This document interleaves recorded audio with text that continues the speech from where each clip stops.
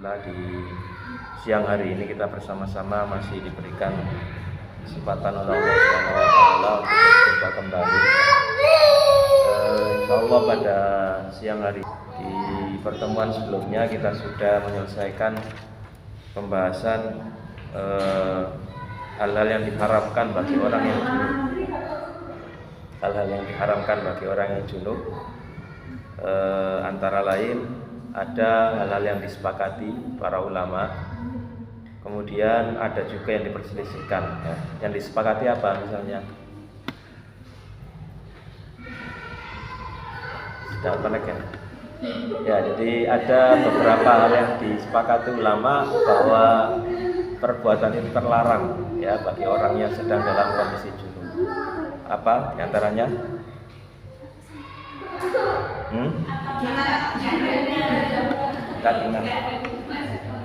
Jadi ada beberapa hal ya, ada perbuatan-perbuatan yang haram dilakukan oleh orang yang sedang dalam kondisi junub ya. Apa diantaranya yang disepakati?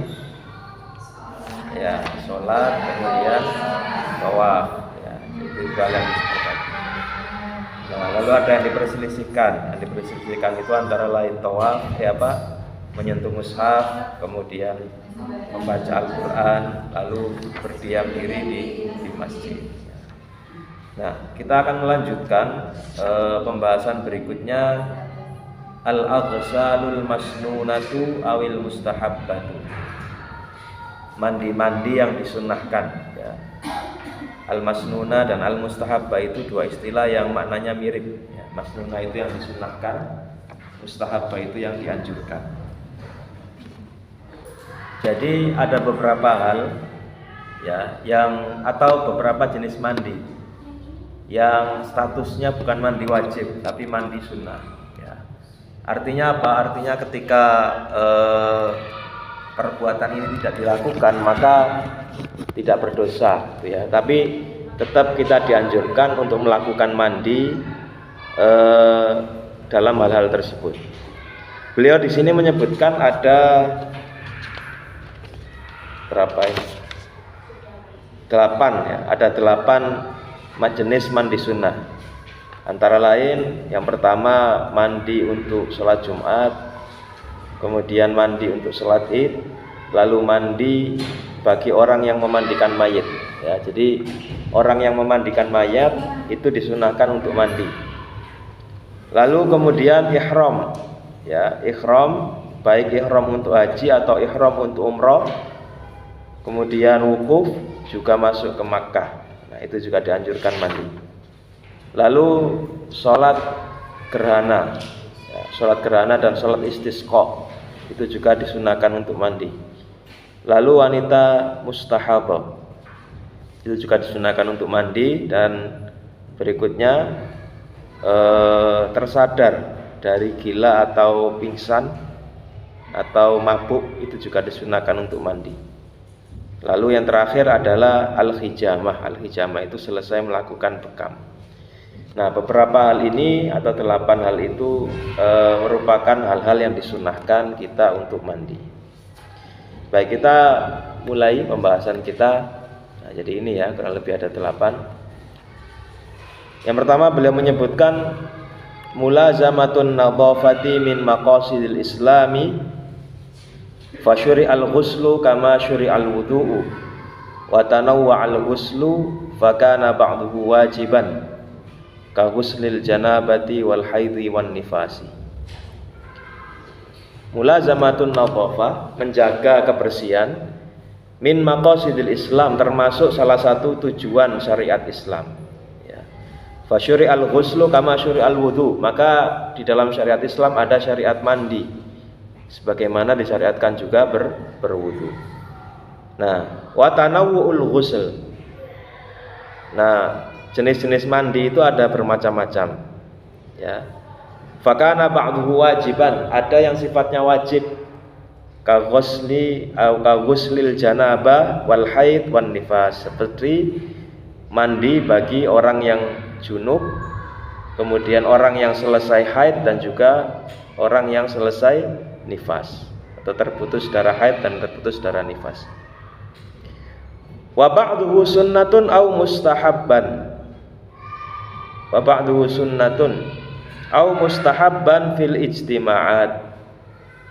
Dan sebagian yang lain sunnah, ya sunnah, sunnatan ya bukan sunnatun karena ataf ke kana tadi. Wa ba'duhu sunnatan, dan sebagian yang lain itu statusnya sunnah. Au mustahabban fil ijtima'at, atau mustahab dianjurkan. Nah, dianjurkannya melakukan mandi ini atau mandi sunnah ini dianjurkan dilakukan fil ijtima'at, di dalam ijtima' itu apa? Berkumpul ya. Jadi aktivitas-aktivitas yang itu ada di situ kita berkumpul dengan orang banyak, itu dianjurkan melakukan mandi. Supaya apa? Ya, supaya tidak kasihan orang yang sebelahnya gitu ya. Karena belum mandi sehingga terkena tol. Nah, selain itu, selain pada momen-momen berkumpul dengan orang banyak, mandi sunnah ini dianjurkan juga dilakukan wa mawadhi'i al-ihram, wa mawadhi'il haram wal ihram, di tempat-tempat suci ya, atau tempat-tempat yang ada di sekitar Masjidil Haram, wal ihram, begitu juga ketika ihram. Nah, ini jadi yang pertama itu ketika perkumpulan, ini secara global ya, nanti secara rinci akan jelaskan berikutnya. Lalu yang kedua ketika di tempat suci di Makkah, di Madinah, kemudian ketika ihram, wa inda ta'arrudi li ba'dil ahdathi, dan ketika at-ta'arrudi li ba'dil ahdath, ketika menghadapi beberapa peristiwa atau beberapa kejadian, kal hijamati wal istihadati wa taghsilil mayyiti wal ighma'i wa nahwihi, seperti hijamah.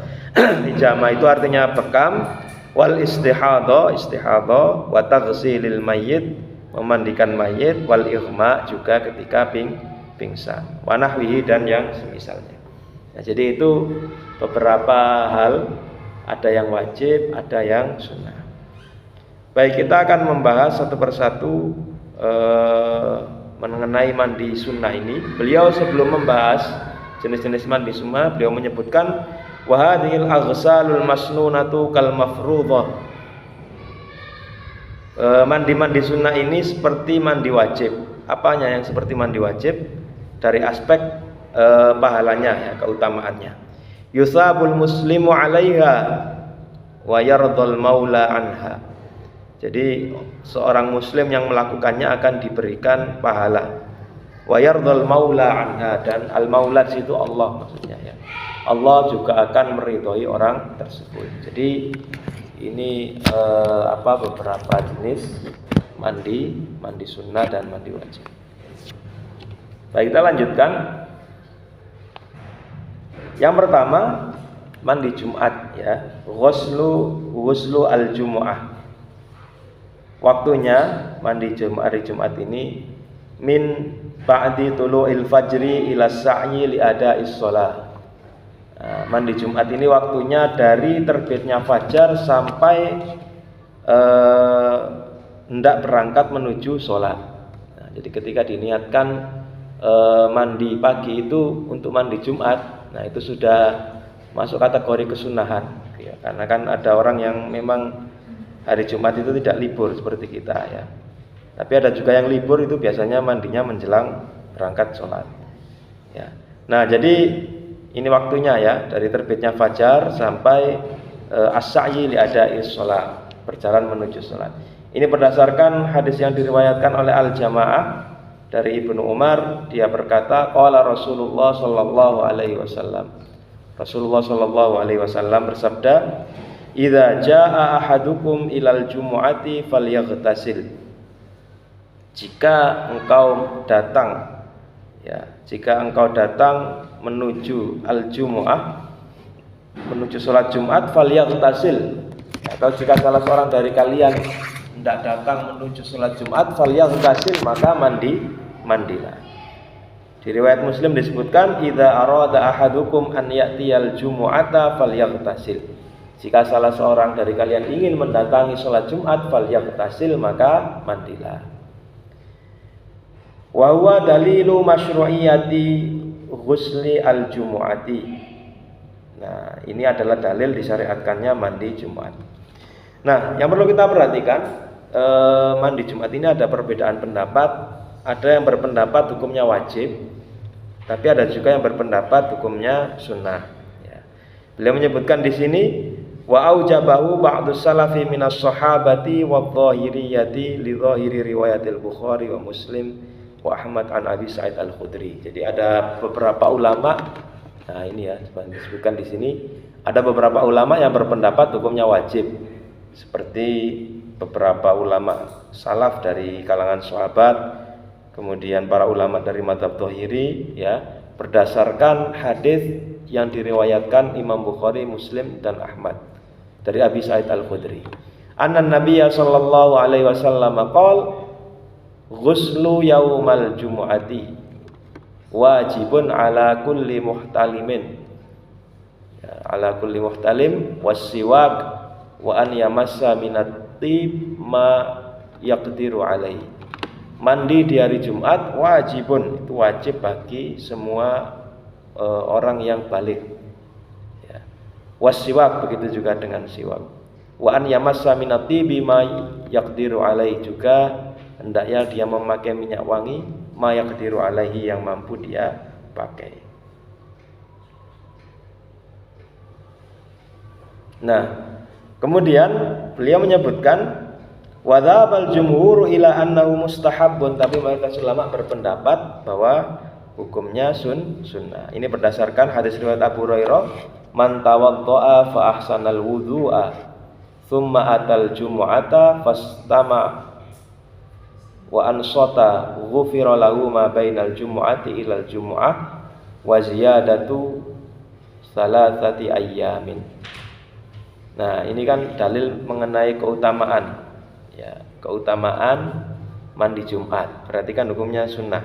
Man tawaddaa fa ahsanal wudu, siapa yang mandi atau wudu kemudian dia memperbagus wudunya, summa atal jumu'ah, kemudian dia mendatangi sholat Jumat, fastama'a wa ansot, lalu dia mendengarkan dan diam, ghufira lahu ma bainal jumu'ah ilal jumu'ah wa ziyadatu salasati ayyam, maka dia akan diampuni antara Jumat yang satu sampai Jumat yang lain. Berarti berapa hari? Selama 1 minggu, ya. Di 1 minggu itu dia akan diampuni 1 minggu ke depan. Wa ziyadatu salasati ayyam, ditambah 3 hari. Wa huwa aqidul aghsalil masnuna wa la yustahabbu lin nisa. Dan ini adalah mandi sunnah yang paling dianjurkan, tetapi tidak dianjurkan bagi kaum perempuan, karena memang kan tidak wajib sholat Jumat. Wa yujzi'u ghuslun wahidun an haidin wa janabatin wa jumu'atin wa id. Nah, ini yang penting. Beliau menyebutkan di sini boleh sholat atau boleh sekali mandi tapi niatnya untuk banyak mandi, ya, untuk banyak mandi. Niatnya untuk banyak jenis mandi, gitu ya. Menggabungkan niat dalam mandi. Beliau menyebutkan wa yujzi, dan sah hukumnya ghuslun wahidun, 1 kali mandi, an haidin wa janabatin wa jumu'atin wa id, untuk untuk haid, janabah, kemudian Jumat dan sholat Id. Jadi 4 kali, ya, atau 4 jenis mandi ini, yang 2 wajib, yang 2 sunnah, tapi niatnya 1. Nah, yang perlu diperhatikan di sini para saudara sekalian, tadi ada yang berpendapat wajib, ya, dan dalilnya kan jelas. Kenapa mayoritas ulama kok tidak menggunakan dalil itu untuk mewajibkan mandi Jumat? Ada penjelasan disebutkan di kitab Fathul Bari oleh Ibnu Hajar, ya. Qala Ibnu Daqiq al-Aid, dzabal aktsarun ila istihbabi ghuslil jumu'ah wa hum muhtajuna ilal i'tizar an mukhalafati hadza adh-dhahir. Wa qad awwalu sighatul amr 'ala an-nadbi wa sighatul wujub 'ala at-ta'kid. Nah, gitu ya. Jadi kata wajib di situ di hadis yang tadi disebutkan ya, hadis Bukhari, Muslim dan Ahmad tadi, ghuslu yaumal jumu'ati wajibun ala kulli muhtalim, itu disebutkan bahwa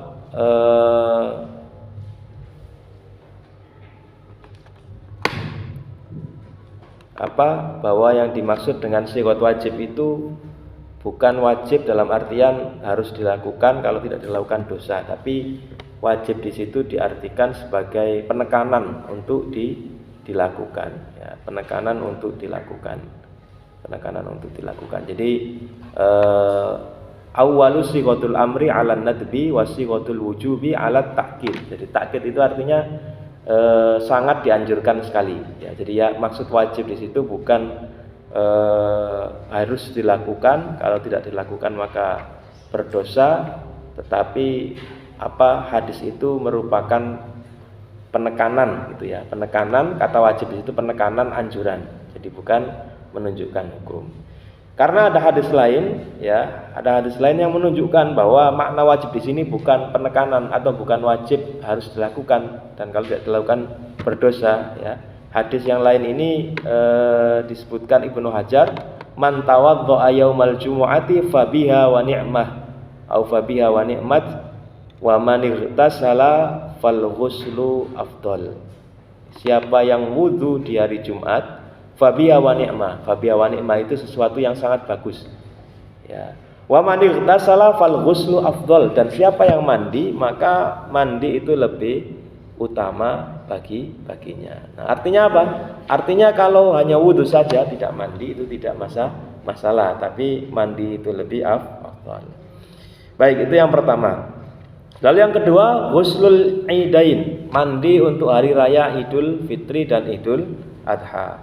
Ittiba'an li fi'lin Nabi sallallahu alaihi wasallam wa lima rawahu Abdullah bin Ahmad fil Musnad anil Faqihi ibni Sa'ad wa kana lahu suhbah. Nah, ini berdasarkan hadis yang diriwayatkan oleh Abdullah bin Ahmad ya, dari Al-Faqih bin Sa'ad. Dia adalah salah seorang sahabat. Annan Nabiyya sallallahu alaihi wasallam kana yaghtasilu yaumal jumu'ah wa yauma Arafah wa yaumal fitr wa yauman nahar. Nabi sallallahu alaihi wasallam itu mandi di hari Jumat, kemudian hari Arafah, wa yaumal fitr, hari Idul Fitri, wa yauman nahar, dan hari Idul Adha. Kemudian yang ketiga, al-ghuslu man ghassala al-mayyit. Jadi ini juga dianjurkan bagi orang yang ikut memandikan jenazah, itu ada anjuran mandi sunnah ya, tentu saja setelah memandikan. Lima rawahul khamsa an Nabi Hurairah an Nabi sallallahu alaihi wasallam qala man ghassala mayyitan falyaghtasil wa man hamalahu falyatawadda. Siapa saja yang memandikan mayat maka hendaklah dia mandi. Waman, orang yang ikut menggotong mayat itu hendaklah dia berwudu. Artinya mandi dan wudu di sini, mandi dan wudu yang sifatnya sunnah. Wa huwa mahmulun 'ala nadbi li haditsin akharin. Nah, perintah itu mahmulun 'ala nadbi. Perintah itu perintah yang bermakna anjuran ya, bukan keharusan, bukan kewajiban. Karena ada hadis lain, inna maitakum yamutu tahiran fahasbukum an taghsilu aydiyakum. Nah, ini ada hadis lain bahwa tidak wajib mandi. Sesungguhnya mayat kalian itu, orang-orang yang mati itu yamutu tahiran, dia mati dalam keadaan suci. Jadi bangkainya manusia itu suci ya, hukum aslinya suci. Fahasbukum an taghsilu aydiyakum, maka cukup kamu mencuci tangan saja ketika selesai memandikan mayat tersebut ya. Ya, baik, cukup itu. Yang ketiga ya, yaitu mandi bagi orang yang memandikan mayat. Baik, kemudian yang keempat, lil ihrami bihajjin au umratin walil wuqufi bi Arafah wa dukhuli Makkah. Mandi untuk ihram. Nah, ini sebelum sampai ke situ ya, di akhir pembahasan yang nomor 3 tadi disebutkan ya, Imam Abu Dawud berpendapat bahwa hadis pertama hukumnya sudah dinasakh, sedangkan para ulama lain memaknai perintah wudu bagi orang yang membawa mayit adalah perintah wudu untuk sholat jenazah. Artinya tidak wudu yang wajib. Jadi wudunya itu bukan wudu karena membawa sholat atau membawa mayit, tapi wudunya itu wudu bagi orang yang sholat jenazah. Jadi sebelum membawa itu harus wudu terlebih dahulu karena akan melakukan sholat jenazah. Nah, Imam Abu Dawud mengatakan hadis yang pertama itu hukumnya mansukh, jadi tidak berlaku, ya, sehingga tidak wajib gitu. Tapi para ulama yang lain mengatakan man arada hamluhu wa mutaba'atuhu falyatawadda min ajlis sholati alaihi, ya, wudunya itu wudu untuk sholat jenazah sehingga tidak wajib. Baik, kemudian berikutnya mandi untuk ihram, ya, mandi untuk ihram haji atau umroh atau wukuf di Arafah dan masuk Makkah berdasarkan riwayat At-Tirmidzi annahu ra'an nabiyya sallallahu alaihi wasallam tajarrada li ihlalihi wa ghatasal, bahwasanya dia melihat Nabi. Nah, ini dia melihat Nabi sallallahu alaihi wasallam tajarrada li ihlalihi. Tajarrada li ihlalihi ini artinya beliau berniat ihram, wa ghatasal, maka ketika itu beliau mandi. Nah, jadi ini dianjurkan. Wa kadzalika fi'luhu sallallahu alaihi wasallam li dukhuli Makkah, rawahul Bukhari wa Muslim an Ibni Umar wa wuqufi Arafah, rawahu Malik an Nafi' an Ibni Umar wa rawahu Syafi'i an Ja'far bin Muhammad an Abi. Nah, begitu juga dianjurkan mandi ketika hendak masuk kota Makkah, ya, dan juga ketika wukuf di Arafah. Ini semua dianjurkan untuk mandi, ya. Yang mudah-mudahan kita semua yang ada di sini dimudahkan oleh Allah, ya. Yang dulu sudah hasil lanjut tabungan umrohnya? Belum lah, ya.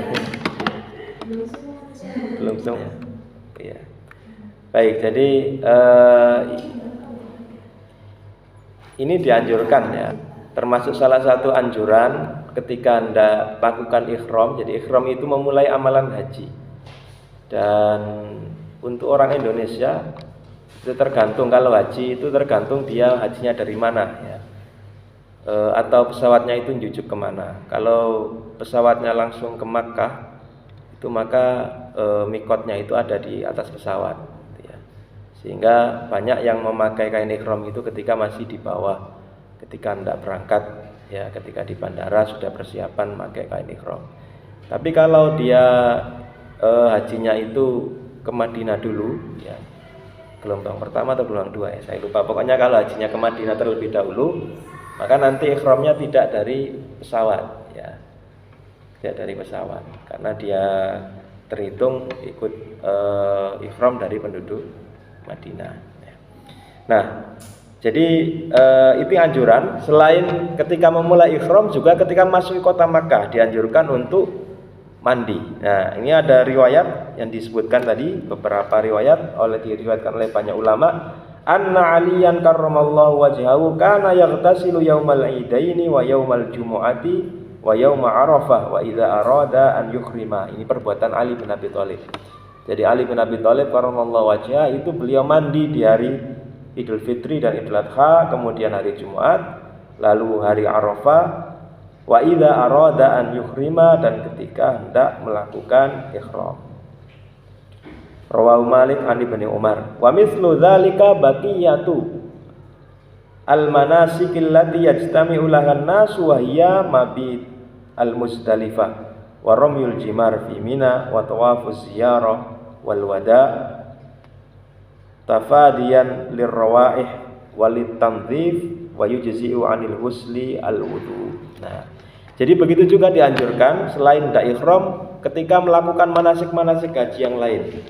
Seperti ketika mabit di Muzdalifah, kemudian melontar jumroh di Mina, lalu tawaf ifadah, kemudian tawaf wada, dalam rangka menjaga kebersihan dan tidak menyakiti orang lain dengan bau badan. Wa yujzi'u 'anil husli al-wudu, tetapi mandi itu bisa digantikan dengan wudu. Jadi kalau tidak mandi tidak apa-apa.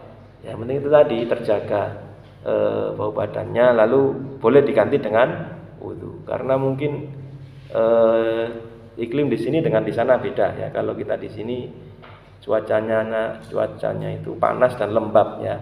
sehingga menyebabkan banyak keringat, tapi di sana panasnya itu panas kering. Ya, katanya yang pernah ke sana seperti itu. Sehingga meskipun tidak mandi akhirnya tidak apa-apa, selama tidak berkeringat. Yang menyebabkan bau itu kan keringat ya. Keringat itu yang menyebabkan bau. Baik. Kemudian yang kelima, ini sama juga konteksnya atau sebab disyariatkannya mandi adalah karena berkumpul dengan banyak orang ya. Li sholatil kusufain awil khusufain asyams wal qamar walil istisqa li'annaha ibadatun yajtami'u lahan nas. Mandi untuk sholat 2 gerhana. Nah, ini ada informasi insya Allah nanti tanggal 29 itu ada gerhana bulan. Tapi gerhana bulannya itu pagi sebelum subuh. Kalau nggak salah untuk daerah Jawa Timur, Indonesia Barat itu sekitar jam 2:30 gitu ya, 2:30 sampai jam 3 kurang, sampai jam 4 kurang. Nah, jadi kalau mau sholat gerhana ya sebelum subuh itu. Nah, ketika mau sholat gerhana itu dianjurkan mandi ya, karena pokoknya mau berkumpul itu dianjurkan mandi. Begitu juga khusuf ya, kalau khusuf matahari, khusuf 2 bulan. Wal istisqa juga sholat istisqa. Nah, beberapa hari ini juga ada beberapa tempat yang mengadakan. Kalau nggak salah hari itu di Gosari, saya baca flyer itu mereka sholat istisqa. Karena istisqa itu meminta hujan ya, sholat untuk meminta hujan. Kenapa? Alasannya li'annaha ibadatun yajtami'u lahan nas, karena sholat istisqa dan sholat gerhana itu merupakan momen ijtima, momen berkumpul ya, yang berkumpul di situ banyak orang, sehingga dianjurkan untuk melakukan sholat atau melakukan mandi sunnah. Baik, kemudian yang keenam, lil mustahadhah, mandi bagi wanita yang mengalami istihadhah. Wa huwa masnunun aw mandubun bittifaqil madzahibil arba'ati. Lima rawahu Abu Dawud an Aisyah radhiyallahu anha qalat. Jadi ini hukumnya sunnah berdasarkan kesepakatan 4 mazhab. Dalilnya hadis riwayat Aisyah bahwasannya Nabi berkata kepadanya, atau bahwasanya Aisyah berkata, ustuhidat Zainabu bintu Jahash faqala lahan nabiyyu sallallahu alaihi wasallam ightasili likulli sholatin. Zainab bintu Jahash istihadhah ya, dia dalam kondisi istihadhah, maka Nabi SAW berkata kepadanya, ightasili likulli sholatin, mandilah untuk setiap kali sholat. Nah, jadi dianjurkan mandi, tapi mandinya tidak wajib gitu ya. Setiap hendak sholat dianjurkan untuk mandi. Wa yajuzul iqtisaru ala ghuslin wahidin likulli sholataini yumkinu jam'uhuma adzuhur wal asr wal maghrib wal isya. Tapi boleh ya, sunnah ini dilakukan cukup mandi 1 kali. Kalau sabda Nabi kan setiap, tadi yang pertama itu setiap kali sholat. Jadi setiap mau sholat zuhur mandi dulu, setiap asar mandi dulu, kemudian maghrib mandi dulu, isya mandi dulu, subuh mandi dulu. Tapi boleh atau mencukupkan 1 kali mandi itu diniatkan untuk 2 kali sholat yang bisa dijamak ya, seperti zuhur dan asar dan maghrib dan isya. Ini berdasarkan riwayat Abu Dawud dari Asma bin Umais fi Fatimah bin Abi Hubaish ya, kasus Fatimah bin Abi Hubaish, falyaghtasil lidzuhri wal asri ghuslan wahidan wa taghtasil lil fajri ghuslan, faltaghtasil ya, bukan falyaghtasil, wa tatawadda fima baina dzalika ya. Mandilah untuk sholat zuhur dan sholat asar sekali mandi, kemudian untuk sholat fajar atau sholat subuh sekali mandi. Lalu diantara keduanya maka wudhulah. Otomatis wajib wudhu ya, wajib wudhu ketika mau sholat. Wajib ditajdid wudhunya. Atau setiap sholat wudhu. Wa ghuslul mar'ati mislu ghuslir rajuli, lakin la yajibu 'alaiha naqdhu dhafairuha in wasalal ma'u ila asli sya'r. Jadi tata cara mandi perempuan dulu sudah kita bahas, itu seperti tata cara mandi laki-laki. Tetapi dia tidak wajib, ya, tidak wajib kalau di kelabang, ya, atau diikat itu dikepang, ya, itu tidak wajib diurai kepangnya. Yang penting itu tadi, yang penting airnya itu basah, ya, membasahi rambutnya dan sampai di kulit kepala. Baik, kemudian yang ketujuh, lil ifaqati min jununin au igma'in au sukar. Sukar pakai sin, ya, bukan pakai shin. Sukar. Nah, sukar di sini artinya mabuk. Kalau syukur pakai shin artinya bersyukur, berterima kasih. Jadi jangan keliru kalau ada nama orang misalnya Syakir, ya, namanya Syakir itu harus fasih kita mengucapkan Syakir. Karena kalau tidak fasih, kalau Syakir itu berarti orang yang mabuk. Tapi kalau Syakir itu orang yang bersyukur. Nah, jadi bagi orang yang sadar dari gila, jadi orang gila yang sembuh itu, ya, sudah waras lagi, atau pingsan kemudian waras, siuman, ya, au sukrin, atau orang yang mabuk kemudian dia tersadar kembali, itu disunnahkan mandi. Ini berdasarkan perbuatan Nabi Shallallahu Alaihi Wasallam, bightisalihi min igma'in. Rasulullah Shallallahu Alaihi Wasallam itu pernah mandi setelah beliau siuman dari pingsan. Nah, ini hadisnya disebutkan di sini,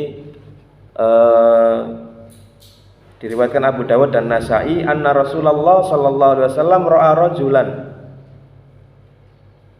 Oh, bukan itu, ya, bukan itu. Ini hadis yang lain.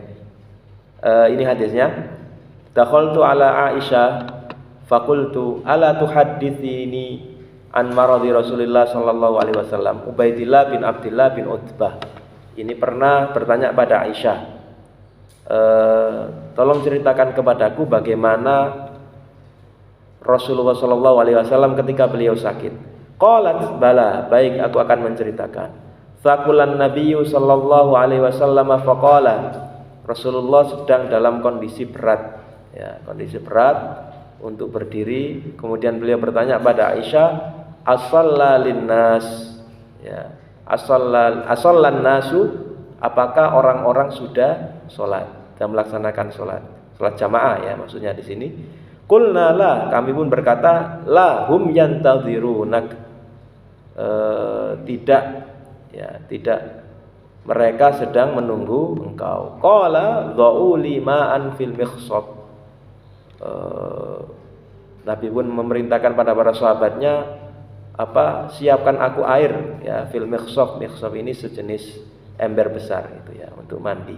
Qalat fa fa'alna faghtasal. Kemudian Nabi pun menyiapkannya, lalu beliau mandi. Nah, ini jadi dasar anjuran melakukan mandi ketika siuman, ya, dari pingsan dan lain sebagainya. Tentu itu menyesuaikan kondisi juga, ya. Kalau pingsan itu misalnya, ya, sakit itu, ya, sampai tidak sadarkan diri, dibius. Nah, kalau sakitnya boleh kena air, ya nggak apa-apa, nggak masalah. Tapi kalau sakitnya sakit yang tidak boleh kena air, ya tidak berlaku sunnah ini karena membahayakan. Baik, yang terakhir, mandi setelah berbekam, ya. Walil hijamah wa ilaidha bal hanafiyatu khurujan min khilafi man alzamah. Ini pendapat dari para ulama dari mazhab Hanafi, khurujan min khilafi man alzamahu, dalam rangka keluar dari khilaf para ulama yang mewajibkannya. Nah, di pembahasan ini, pembahasan terkait mandi sunnah ini, beliau juga membahas mengenai larangan, ya, beliau menyebut uryan. Uryan itu apa? Telanjang di depan orang-orang. Ya, mesti dilarang, ya. Tapi di sini konteksnya adalah di tempat pemandian umum, gitu, ya. Artinya larangan untuk tidak membuka aurat di tempat pemandian umum. Kalau zaman dahulu itu ada memang tempat pemandian umum, ya.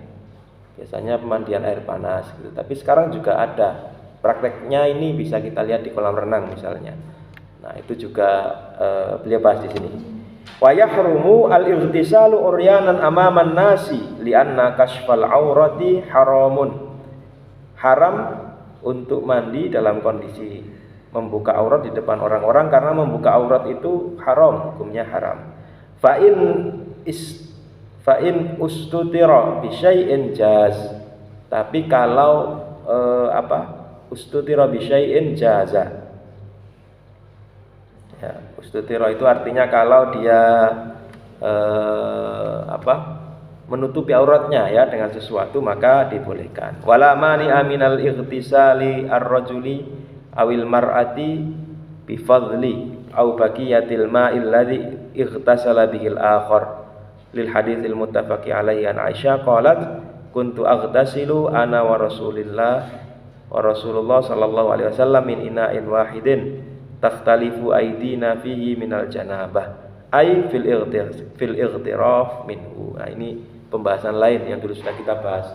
Boleh mandi menggunakan sisa air yang dipakai mandi oleh orang lain. Nah, ini pernah Aisyah mandi dari bekas mandinya Rasulullah sallallahu alaihi wasallam, dan mandinya itu mandi janabah. Wa huwa dalilun ala jawazil ightisalir rajuli wal mar'ati min wa'in wahidin fi ina'in wahidin wal jawazu huwa al asl. Ini dalil mengenai bolehnya mandi antara laki-laki dan perempuan dari satu air di satu tempat. Nah, ini maksudnya tentu saja ketika suami istri ya.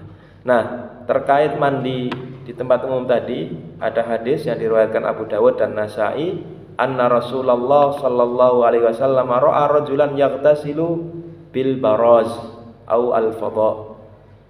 Rasulullah melihat ada orang mandi di tempat al-fadha. Fadha itu apa? Di tanah lapang gitu ya. Banyak orang bisa melihat. Fasaidal mimbar fahamidallah wa asna alaihi. Rasulullah pun naik mimbar, beliau mengucapkan hamdalah, kemudian memuji Allah, lalu berkata, innallaha hayyun sitirun ya yuhibbul haya was sitr fa idza ightasala ahadukum falyastatir. Allah itu Maha Pemalu dan Maha menutupi diri. Beliau atau Allah itu senang terhadap orang yang malu ya, orang yang menjaga kehormatannya dan orang yang menutupi dirinya dari auratnya.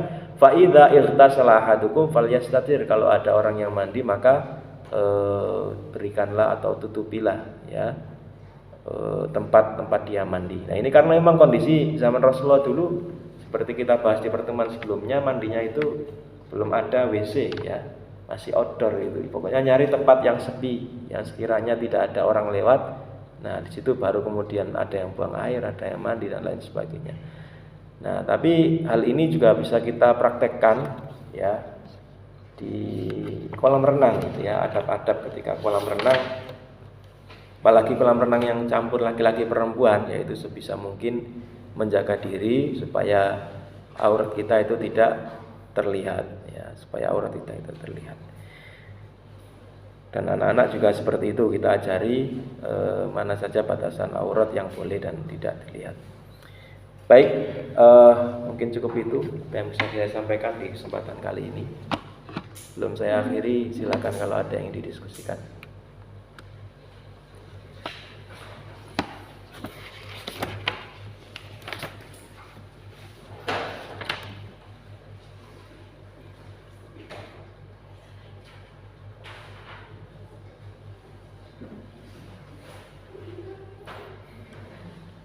Cukup? Tidak ada yang tanyakan?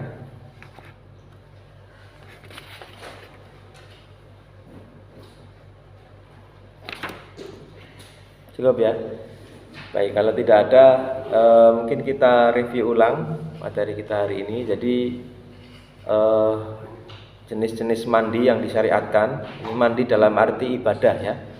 Kalau mandi kita sehari-hari mau berangkat sekolah, yaitu mandi adat namanya. Tapi kalau kita niatkan ibadah karena akan bertemu banyak orang, insya Allah masuk ya, insya Allah mendapatkan kesunahan. Jadi ada mandi yang sifatnya wajib, ada mandi yang sifatnya sunnah. Nah, mandi sunnah itu ada banyak ya, apa saja? ya untuk sholat Jumat, kemudian ya hari raya, lalu ketika ihram, ketika manasik haji, kemudian apa lagi? Sholat gerhana, sholat kusuf.